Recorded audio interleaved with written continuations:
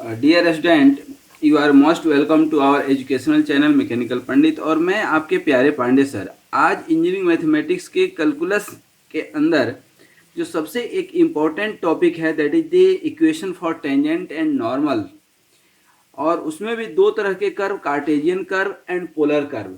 अब देखिए Cartesian curve क्या होता है, पोलर कर्व क्या होता है समझाएंगे हम, लेकिन पोलर कर्व अभी इस लेक्चर में नहीं, नेक्स्ट लेक्चर में बताएंगे, जहां पर आर और थीटा इन्वॉल्व रहता है, radius and angle. Cartesian coordinate में एक्स और वाई इन्वॉल्व रहता है। जैसे कोई भी कर्व है आपका, थोड़ा सा समझ लीजिए, उसके बाद आगे अभी पढ़ाएंगे, क्योंकि इसमें बहुत सारा टॉपिक कवर होने वाला है। एक तो इक्वेशन ऑफ टेंजेंट नॉर्मल है, दूसरा इसका टॉपिक है angle of intersection of two curve. दो कर्व एक दूसरे को इंटरसेक्ट करते हो तो कितनी एंगल बनेगी, what will be the degree of angle. और इसी में एक छोटा सा और टॉपिक है जो बहुत ही इंपॉर्टेंट है कि जो टेंजेंट एंड नॉर्मल का इक्वेशन निकलेगा, ग्राफिकल टेंजेंट एंड नॉर्मल बनेगा, उसकी लेंथ क्या होगी, फिर टेंजेंट के अंदर सब टेंजेंट, नॉर्मल के अंदर सब नॉर्मल क्या होता है, कैसे प्लॉट करते हैं, उसकी इक्वेशन क्या होती है, ये सारी चीज़ें हम लोग आज 15 से 20 मिनट के वीडियो में पढ़ने वाले हैं। ठीक है, तो देखिए यहाँ पर टेंजेंट एंड नॉर्मल का इक्वेशन की बात करें, सबसे पहले कार्टेजियन कर्व की बात कर रहे हैं, जो कि लेक्चर नंबर 60 है। लेक्चर नंबर 61 में जस्ट इसके बाद जो है हम बात करेंगे पोलर कर्व की। उसमें भी टेंजेंट नॉर्मल इक्वेशन सेम चीज़ें जाएंगी, but in form of polar. अब देखिए यहाँ पर ये तो एक्स वाई तो बचपन से पढ़ते आ रहे हैं, और यहाँ पर ये कोई कर्व है, ये कोई कर्व है। अब इस कर्व में आप देखेंगे तो टेंजेंट यदि आप निकालते हैं, क्या टेंजेंट मतलब क्या, टच कर करके जो निकल जाए। आजकल तो टच का ही जमाना है, ठीक है ना, लेकिन टच भी सब जगह नहीं करना है, ठीक है ना। उलूल जुलू जगह टच कर दिए तो फिर जो है फिर आप पड़ जाएंगे। देखिए टच करके निकल गया, यही तो टेंजेंट है। और इसी के परपेंडिकुलर यदि आप ड्रॉ कर देते हैं क्या, एक लाइन, तो ये क्या हो गया आपका नॉर्मल। ये क्या हो गया दोस्तों, नॉर्मल, ध्यान रखिए। और नॉर्मल हमेशा इसके 90 डिग्री पे होता है। और ये टेंजेंट हो गया, ठीक ना, और ये एक्स वाई लाइन हो गया, और ये तो आपका कर्व है ही, ठीक ना। अब सपोज कीजिए कि टेंजेंट जो है, ये जो टेंजेंट है ये आपका वाई है और ये माइनस वाई इधर जाएगा। ये टेंजेंट आपको एक्स पे टी पे और वाई को टी डैश पे टच करता है। ये जो एंगल बना रहा है, मान लीजिए कि साई एंगल बना रहा है, और ये जो है कोई पॉइंट पी है, ठीक है। तो अब इक्वेशन ऑफ द टेंजेंट क्या होगा, what will be the equation of tangent. तो इसको अब थोड़ा सा समझ भी जाइएगा। सबसे पहले इक्वेशन ऑफ टेंजेंट यदि इसका लिखें, ठीक है ना, तो क्या होगा, इक्वेशन ऑफ, देखिए इक्वेशन ऑफ टेंजेंट। अब इक्वेशन ऑफ टेंजेंट इसका क्या होगा दोस्तों, अब इक्वेशन दैट मीन्स की D Y by D X तो हम पढ़ चुके हैं। तो एक तो आपका इस पॉइंट का जो है कुछ कोऑर्डिनेट होगा। सपोज कीजिए कि एक्स वाई पी जो पॉइंट है, इसका कोऑर्डिनेट क्या है, एक्स वाई कोऑर्डिनेट है। तो इसका जो इक्वेशन ऑफ टेंजेंट होगा फॉर एनी कर्व, ये कर्व कौन सा है, y equal to F of X जो है कर्व है, ठीक है। तो इसका टेंजेंट का इक्वेशन होगा y minus Y, capital Y दिए है, माइनस वाई, ये y कौन सा है, ये वाला y है, equal to D Y by D X into जो है x minus X, that is the equation of tangent, ठीक है ना। That means equation of any line passing through the, हम लिख सकते हैं equation of any line passing through tangent, ठीक है, थ्रू आपका जो पॉइंट है पी एक्स वाई वाले, इसकी बात करें एक्स वाई, दैट मीन्स की वाई माइनस क्या हो गया, Y equal to M into X minus X. M क्या हो गया, स्लोप, दैट मीन्स की D Y by D X. That means कि जो एक्स वाई है आपका current coordinates of any point है, और ये एक्स वाई पॉइंट पी जो गिवन है, ठीक ना। तो ये यदि पी टी आपका, ये जो आप देख रहे हैं पी और T, if P T is tangent, ठीक है ना, if P T is tangent, तो यहाँ पर पी टी यदि टेंजेंट है तो एम इक्वल टू क्या हो जाएगा, टेन साई, ध्यान दीजिएगा। और टेन साई मतलब क्या, D Y by D X. इसको आप चाहें तो इसको थोड़ा सा ऐसे भी आप करेंगे, तो ये डी वाई हो गया और ये डी एक्स हो गया, ये डिस्टेंस, ठीक है ना। तो इस तरह से ये इक्वेशन आपका निकल करके आ जाता है। ये जो है आपका इक्वेशन निकल करके आ गया किसका, टेंजेंट का। ठीक है, उसी तरह से आप इक्वेशन ऑफ द नॉर्मल देखेंगे, ठीक है ना, ध्यान दीजिएगा। Equation of normal. अब इक्वेशन ऑफ नॉर्मल कैसे निकालेंगे, तो सिमिलर उसका अपोजिट 90 डिग्री पे ऑर्थो जिसको बोलते हैं, ठीक है ना। तो इसका इक्वेशन क्या हो जाएगा, y minus Y equal to minus D x upon D Y into X minus X. ये आपका क्या हो गया, इक्वेशन हो गया किसका, नॉर्मल का। ये हो गया नॉर्मल का इक्वेशन, ध्यान रखिए, ठीक है ना, इक्वेशन ऑफ नॉर्मल, ठीक है ना। अब जैसे आप इसको लिखेंगे नॉर्मल में, ठीक है ना, तो यहाँ पर y minus Y equal to equation of the normal क्या हो जाएगा, y minus Y equal to M dash और x minus X, that means कि m dash D Y by D X क्या हो गया, इक्वल टू 1। इसको जो है याद रखिएगा, ठीक है ना। m क्या था, d Y by D x, और m डैश क्या हो गया, minus D x upon d y, minus D x upon d y, minus D x upon d y मतलब ये -1 आएगा, ध्यान रखिएगा, ठीक है।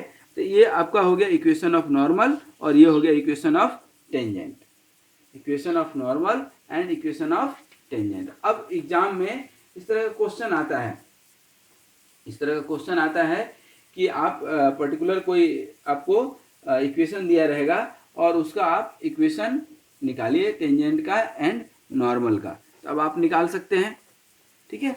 उसके बाद अब angle of intersection of two curve, कोई दो कर्व है, अब यही जो है आपका मान लीजिए कर्व है, एक कर्व ये है और एक कर्व ये है, ठीक है ना। ये कर्व एक दूसरे को इंटरसेक्ट किया यहाँ पर, तो अब यहाँ पर यदि आप टेंजेंट निकालेंगे, ध्यान दीजिए, यहाँ पर टेंजेंट निकालेंगे इस कर्व का, तो ये कर्व 1 का हो गया टेंजेंट, और इसका निकालेंगे आप इसी पॉइंट पे, तो ये कर्व 2 हो गया। इन दोनों के बीच एंगल बना कि नहीं, यही तो बोल रहे हैं angle of intersection of two curve. तो एंगल भी निकालेंगे आप किसके हेल्प से, टेंजेंट के हेल्प से ही, ठीक है ना। तो basically angle of intersection of two curve is the angle between the tangent to the curve at their point of intersection. इसको मैं थोड़ा सा लिख देता हूं क्योंकि इसकी जरूरत पड़ेगी। Angle of intersection is the angle between the tangent, angle between the tangents to the curve at their point of intersection, at the point of intersection। तो बेसिकली जो इंटरसेक्शन है, अब ये मान लीजिए कि एंगल कितना है, थीटा, एंगल क्या है, थीटा। अब इस एंगल थीटा को फाइंड आउट करने के लिए ये जो टेंजेंट है इसका मान लीजिए कि m1 है स्लोप और इसका क्या है, m2 स्लोप है, ठीक ना। तो इसका जब आप निकालते हैं एंगल थीटा, तो टेन थीटा होता है, ध्यान रखिएगा, m1 minus m2 upon 1 plus m1 m2, ठीक है, याद रहेगा।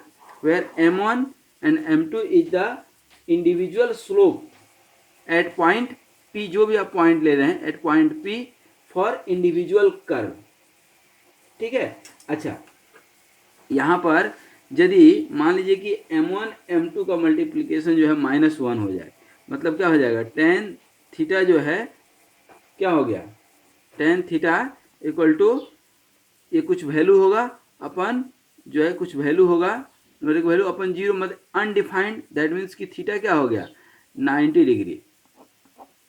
अरे बात समझ में, that means curve cuts orthogonally when theta equal to 90 degree, it means that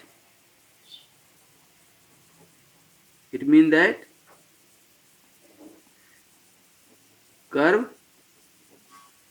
cuts orthogonally, curve cut orthogonally, ये एक कॉन्सेप्ट आपको याद रखना। अब इसमें जैसे एक क्वेश्चन हम चाहें तो बना करके आपको थोड़ा सा दिखा सकते हैं। मान लीजिए कि कोई कर्व है, क्वेश्चन इसमें एक बनाकर दिखा देते हैं, उसके बाद नेक्स्ट टॉपिक के आगे बढ़ेंगे।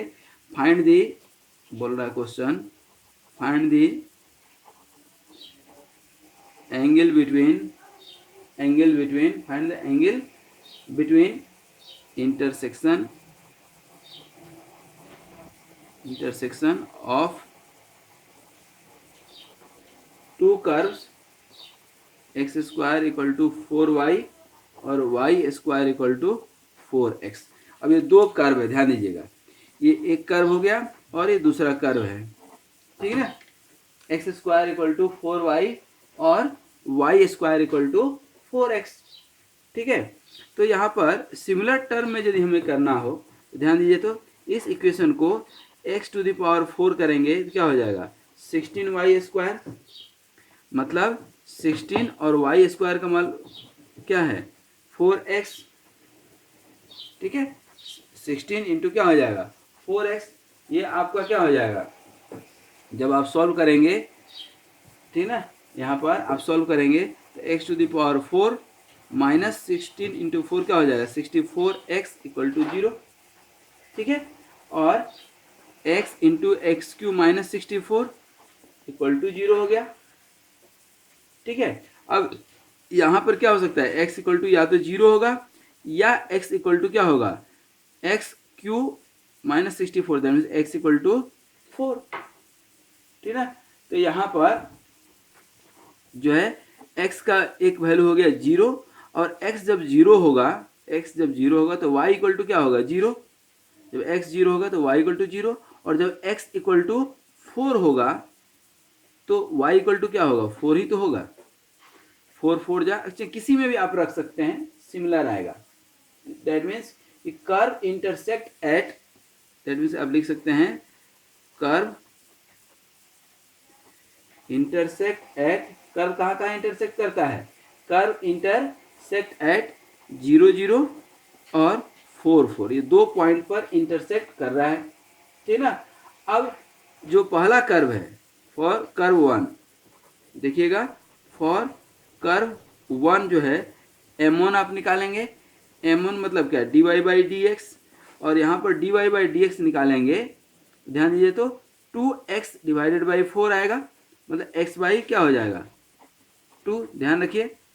और curve for curve 2, for curve 2 dy by D X क्या हो जाएगा, dy बाई डी एक्स क्या हो जाएगा 4 अपन y,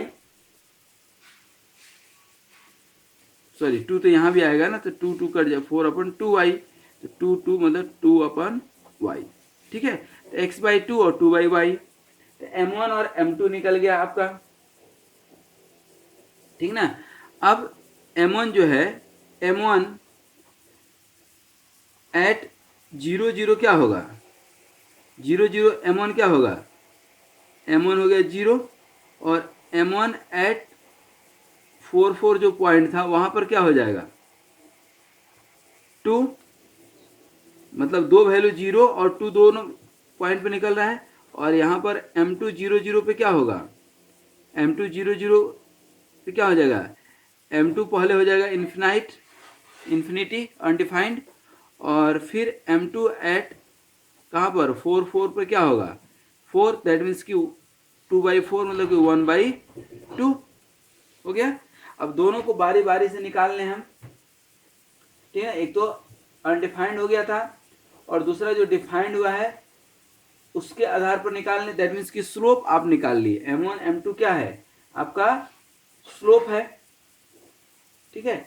अच्छा ये इन्फिनिटी आ रहा है, ये 0 है और ये इन्फिनिटी, इसका मतलब क्या होता है 0 and infinity, that means curve intersect, मतलब कि इसको और इसको एक बार पकड़ेंगे और फिर इसको एक बार पकड़ेंगे, तो यहाँ पर आप tan थीटा निकालेंगे इसको और इसको पकड़ करके पहले वाले को, तो यहाँ पर क्या होता है m1 माइनस m2 अपन 1 माइनस m1 m2, और ये क्या आ रहा है आपका देखिए तो m1 माइनस m2 मतलब क्या 0 माइनस इन्फिनिटी अपन 1 माइनस इन्फिनिटी, तो ये तो पूरा अनडिफाइंड आ रहा है, मतलब क्या हो गया आपका अनडिफाइंड, मतलब क्या theta equal to 90 degree, curve intersect perpendicular to each other, that means curve intersect at right angle. ठीक है, सेकेंड पॉइंट, दो पॉइंट पे कर्व इंटरसेक्ट कर रहा है तो दूसरे पॉइंट पे क्या एंगल निकल कर आ रहा है, देखें थोड़ा सा।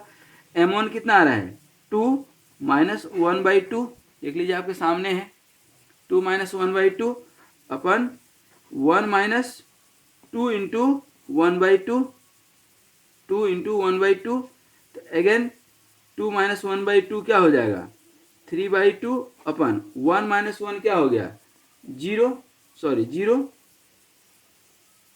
ठीक है, सॉरी 1 माइनस, अच्छा इधर माइनस आ रहा है क्या कहीं पे,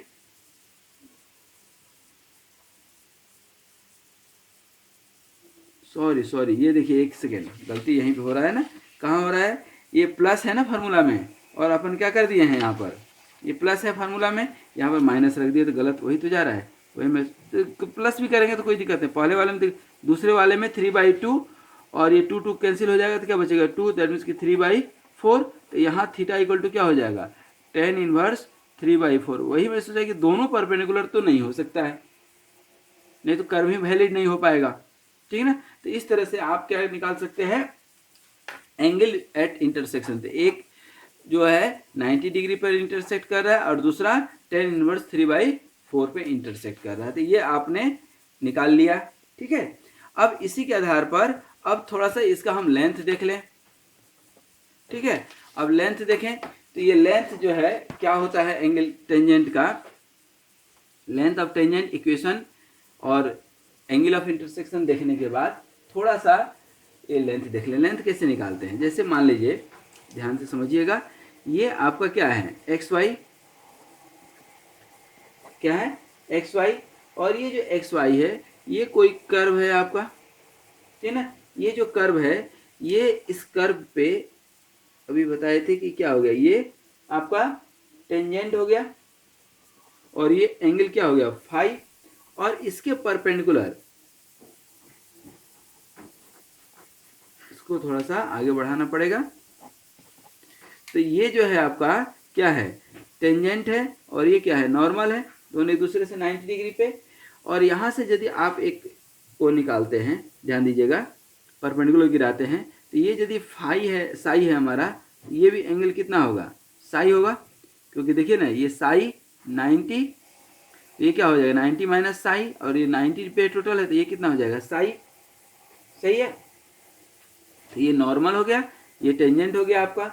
तो अब हमें चाहिए क्या length of tangent and length of normal, और ये जो एंगल निकलता है टेंजेंट के चलते जो आप निकाले, तो ये जो एंगल ये जो लेंथ है आपका यहाँ से यहाँ तक, ठीक है ना, ये मान लीजिए कि कोई पॉइंट एम है, तो ये जो टी एम जो आपका है ना यही सब टेंजेंट बोलते हैं, ठीक है ना, क्या बोलते हैं सब टेंजेंट, ये छोटा सा लेंथ, और ये जो एम एन है ना इसी को लेंथ ऑफ सब नॉर्मल, क्योंकि लेंथ का छाया पड़ रहा है ना किसका, ये मान लीजिए पॉइंट पी है तो पी एन की छाया कहाँ पर है एम एन, तो यही इसको बोलते हैं सब नॉर्मल, क्या बोलते हैं सब नॉर्मल, ठीक है ना। अब इसको फिजिकली अभी हम लोग थोड़ा सा समझ जाएंगे कि यहाँ पर अब ध्यान दीजिए, और इस पी टी को बोलते हैं लेंथ ऑफ टेंजेंट, क्या लेंथ ऑफ टेंजेंट, और पी टी के बाद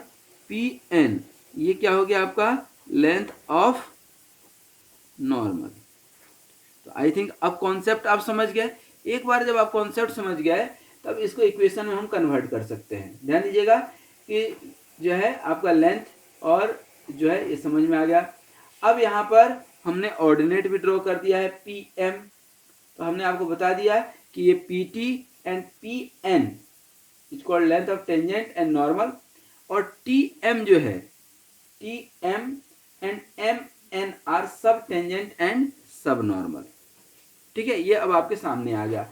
अब थोड़ा सा इसको मैथमेटिकल टर्म में चले जाएं, मैथमेटिकल टर्म में जाएं तो ये बहुत ज़रूरी है कि ये एक जो आपका फिगर है वह आपको दिखते रहे, ठीक है। तो अब इस फिगर को दिखा करके ही हम काम करेंगे कोई भी, ठीक है। अब ये देखिए यहाँ पर एंगल एम टी पी क्या लिख सकते हैं, angle M T P equal to क्या है साई, है कि नहीं। और यहाँ पर टेन साई यदि आप लिखते हैं तो क्या हो जाएगा, D Y by D X, tan psi, ये पूरा लेंथ डी वाई और ये छोटा डी एक्स। और एंगल जो है यहाँ पर एम पी एन जो लिखे हैं, एम पी एन अभी बताए थे आपको, ये तो साई होगा ही होगा, ठीक है।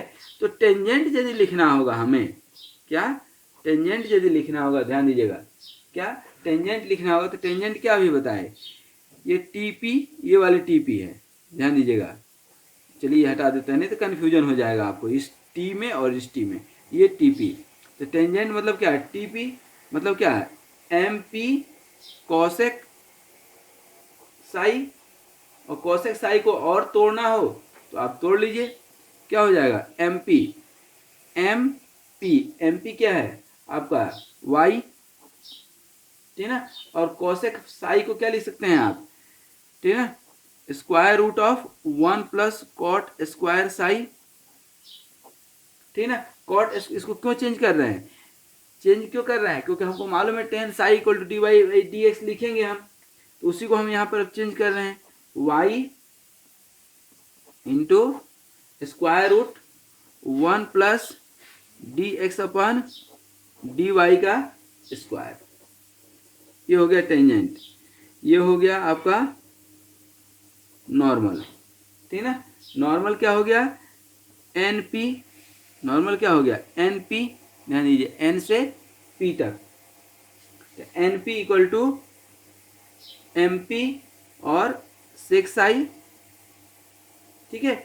और सेक को हम क्या लिख सकते हैं, एम पी को तो क्या लिखेंगे हम, एम पी को वाई तो हम लिखे ही लिखे थे, और सेक को square root 1 plus tan square psi लिख सकते हैं। और इसी को आप डायरेक्ट y इंटू क्या लिख सकते हैं, 1 plus D Y by D X का स्क्वायर, ठीक है। सब टेंजेंट लिखना हो तो सब टेंजेंट, सब टेंजेंट मतलब क्या, टी एम, और टी एम मतलब क्या, y cot phi, cot phi मतलब क्या हो जाएगा, कॉट फाई मतलब base upon perpendicular, y cot psi, y cot psi मतलब y D x upon D y. अब लास्ट में एक देख लीजिए, क्या सब नॉर्मल, क्या हो जाएगा सब नॉर्मल, सब नॉर्मल मतलब क्या, एम एन, एम एन मतलब क्या, यहाँ से निकालिए तो y equal to, sorry y tan psi, tan psi मतलब परपेंडिकुलर अपॉन ये बेस हो जाएगा, तो क्या हो जाएगा y टेन साई मतलब y D Y by D X, ठीक ना। तो ये सब आपके कुछ क्या निकल गए, जो है स्टैंडर्ड इक्वेशन, किसके, सब नॉर्मल के हो गए, ये आपके सब टेंजेंट के हो गए, ठीक ना। ये नॉर्मल का लेंथ निकल गया, लेंथ ऑफ टेंजेंट निकल गया, तो इस फॉर्मेट में आप निकाल सकते हैं। तो ये अपने आप में बहुत इंपॉर्टेंट है, और इम्पोर्टेंट किस लिए है, कम्पिटिटिव एग्जाम के लिए भी उतना ही इम्पोर्टेंट है, क्योंकि कम्पिटिटिव एग्जाम में इस तरह के क्वेश्चन फ्रिक्वेंटली पूछे जाते हैं, और इसलिए पूछे जाते हैं ताकि ये जो है जज करने में कॉन्सेप्ट क्लियर है कि नहीं, एंगल का, ज्योमेट्री का, ठीक है। तो आज हम लोगों ने 3-4 चीज़ें हम लोग देखे। हम लोग equation for tangent and normal देखे, किसमें, कार्टेशियन कर्व में। हमने बताया था कि पोलर कर्व इसके बाद वाले लेक्चर नंबर 61 में देखेंगे, ठीक है। और फिर इक्वेशन ऑफ टेंजेंट भी हमने निकाला है, ठीक है ना। इक्वेशन ऑफ नॉर्मल भी हमने निकाल दिया, देख लीजिए आप, ठीक है ना। उसके बाद हमने angle of intersection between two curve निकाले, ठीक ना। और इसको निकालने के बाद जो है हमने एक न्यूमेरिकल करके भी आपको दिखाया था, बहुत ही प्यारा न्यूमेरिकल था, ठीक ना। ये देखिए, ये न्यूमेरिकल था कि कोई एक इक्वेशन है, ये दूसरा इक्वेशन है, तो इन दोनों के बीच एंगल ऑफ इंटरसेक्शन क्या होगा। और फिर जाते जाते सबसे इम्पोर्टेंट एक इक्वेशन पढ़ाए, लेंथ ऑफ टेंजेंट नॉर्मल, सब टेंजेंट एंड सब नॉर्मल, ठीक है। तो आज यहीं तक। Thank you very much for watching this video and keep doing your practice. Practice makes a man perfect. Mathematics में प्रैक्टिस की बहुत ज़रूरत है। जहाँ भी आपको लगता है कि ये टॉपिक हमारे सिलेबस का है या ये टॉपिक हमारे काम का है, तो उसको आप पढ़ें, उसकी आप प्रैक्टिस करें। जब तक आप प्रैक्टिस नहीं करेंगे तब तक कोई फ़ायदा नहीं है। ये थ्योरी तो है नहीं कि पढ़ लेंगे और समझ लेंगे। You will need to do the practice. Whatever you have the book, ठीक है ना, जिस बुक से भी आप पढ़ते हैं इसके बेसिस पर आप उसके न्यूमेरिकल को सॉल्व करने की कोशिश कीजिए। आज यहीं तक। Thank you very much.